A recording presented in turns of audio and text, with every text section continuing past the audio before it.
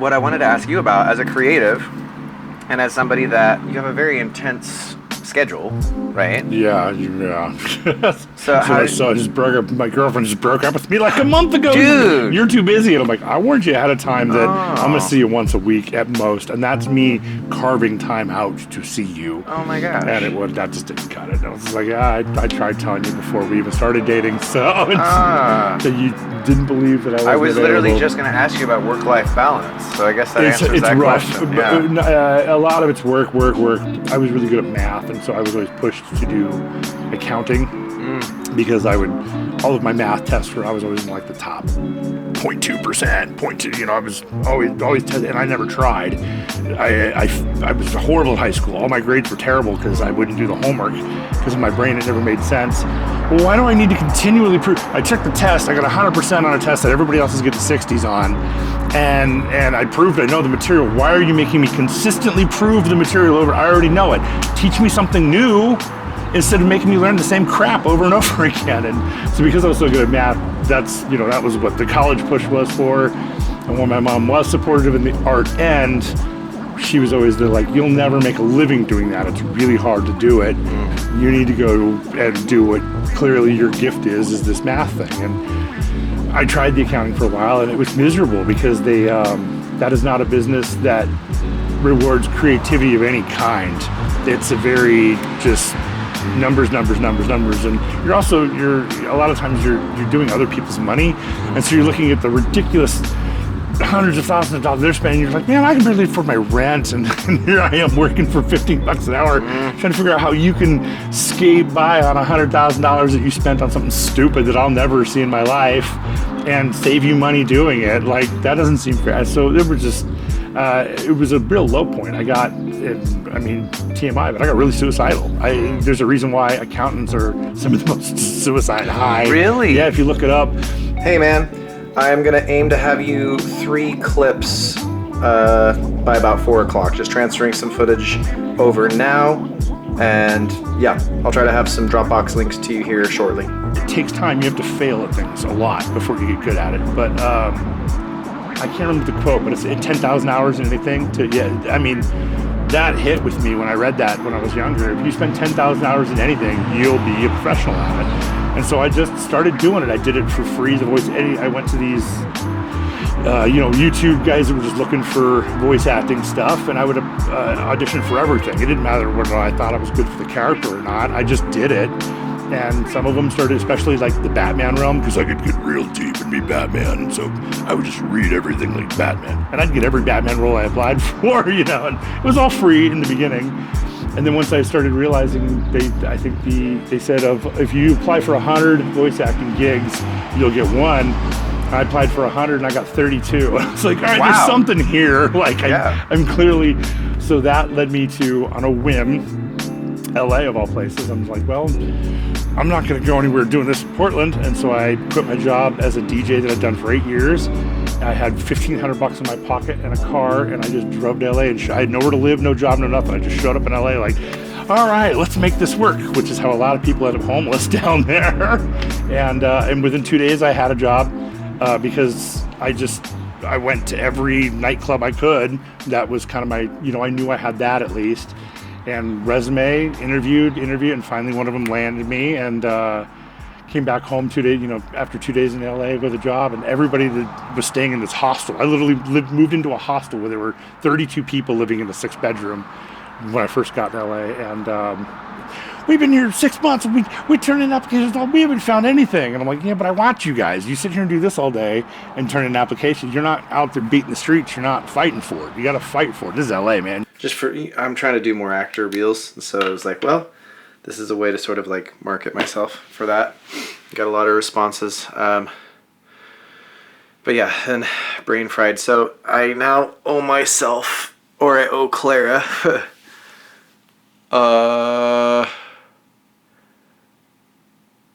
hours of writing. I think how I'm going to make it up to her is just be consistent starting tomorrow. An hour of writing before doing anything else. I've got Ellen's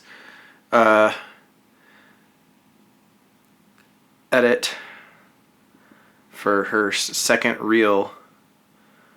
The that I still need to finish. I've watched all that footage down. I know which takes I want to use, and I know my approach. So tomorrow, I'm gonna wake up in a couple hours. Gonna hop back on the edit for Ellen. Gonna write. Right now the calendar is clear. I think I'm gonna have a pre-production meeting for Joseph with Bug Eye Pest. We're doing our second shoot on Tuesday. But I think tomorrow I can just kind of focus on writing and weeding mostly, because I do want to still tackle that front lawn because the weeds are nasty out there. So you've got your focus, that light post there. You're staring at the light post, but car pulls in front of you, and it's like, okay, well, now I have to go around the car to get to the light post still, but don't stop moving towards the light post. Just go around the car. Yeah. And I have a lot of people I know that the car pulls in front, and they just go, well, I can't see the light post anymore. I guess that it's over. And it's like, no, man, it's not. You have to just keep going, and you'll get to the light post eventually. Do you think those people have that experience because that's not actually the light post that they even want? I do think, yeah, 100%. I think a lot of people, I've noticed that especially with the effects, we have a lot of people that come in and they're like, I want to do this thing. Then what's stopping you from doing it? Well, and then once they say that, well, all my brain hears is excuse. You don't have to be good at it. Just go to Spirit Halloween, buy some $10 latex and play. Just play around at home. You don't have to be getting paid to do that. And $10 isn't a lot of money to play with these materials. And again, having YouTube, I mean, the amount of times, even with my filmmaking, I'll go on and I'll be like, okay, this is what I have in my head, and I'll just spend 3 hours on YouTube. That's free. Okay, what are other movies that do this kind of shot or do this kind of effect or do this kind of thing? And then I'll just imbibe hours upon hours of content and training videos and people that don't know what the hell they're doing either, trying to train me, and oh, no, that guy doesn't. But even the ones that don't know what they're doing, I learn things from.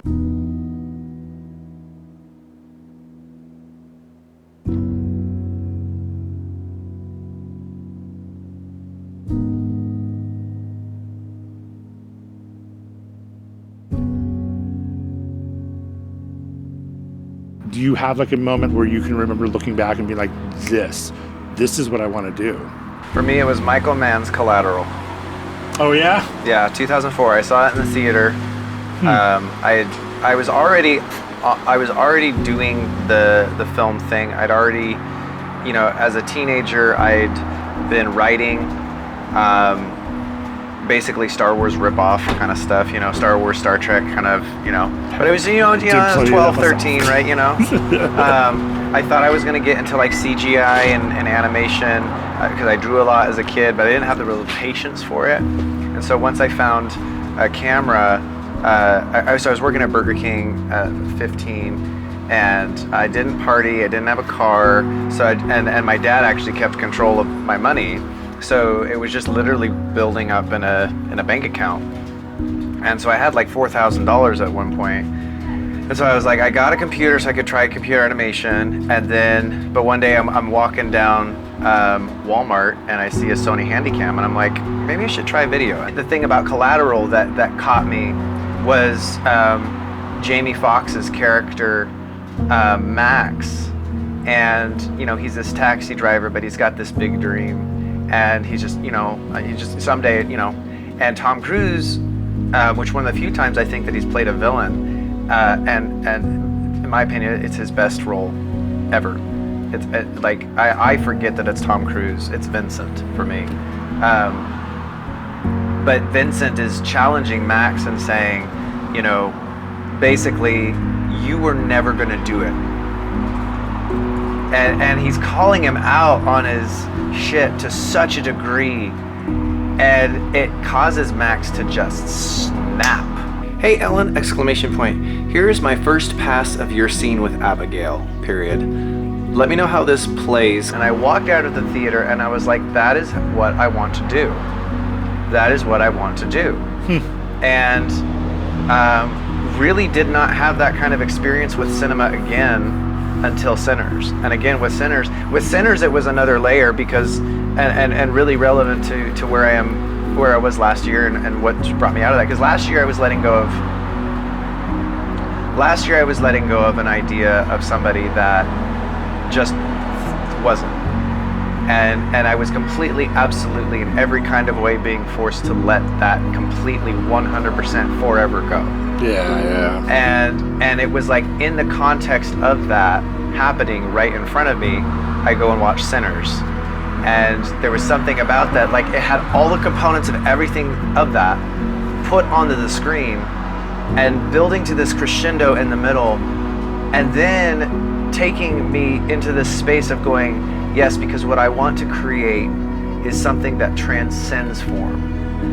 The form that we have now of cinema is, in my opinion, very, very, very challenged, because it, you know, going to the whole thing, there's nothing new under the sun. It's time to mix the colors up. It's time to, it's time, and there's just this sequence that they're doing it specifically with music and the power of music and the timelessness of music. And that's the thing that summons in the vampires. So it's like all tied, all connected together, but the way they executed that in a completely unexpected way. But like it was done in a way where as the camera moves and you see the time, if you will, suddenly warble just with one out of place costumed person walking in with an out of place and out of time instrument, and all of a sudden the whole music changes. As soon as that shot hit, I go, oh my God, I know what they're about to do. And then I was just like, and then it was like, and I still feel it. I'm feeling it now as I'm talking about it. It's like, it's just a wash of something else that is not of this world, that so desperately wants to be in this world. And it's like, I want to be a part of bringing that here. I'm not the one, obviously that's already here. This is here, it's on this, but I want to keep stoking this fire, do my small part to keep stoking this fire, because we've got to get away from the franchise. We have got to get away from the nostalgia. Yeah. We have got to get back to dreaming. I mean, Star Wars and all that stuff, there wasn't Star Wars before Star Wars. Star Wars was an independent film. Oh, especially that first one. Yeah, man. that was an independent film that was a do or die, and Raiders of the Lost Ark was just like, the blockbuster didn't exist before those guys, and Jaws, and, you know, Spielberg and Lucas, they were just being themselves. They were making shit, and I want to see art in the cinema get back to a space where we can move past the ABCs of Iron Man, Batman, and Superman, and all this other stuff, and, you know, Ocean's 27, or, you know what I mean? Like, can we let go of the sequel? Deep inside the depths of stone, voice will echo me no phone. Ruled by the laws above, nature shows me, makes me tall.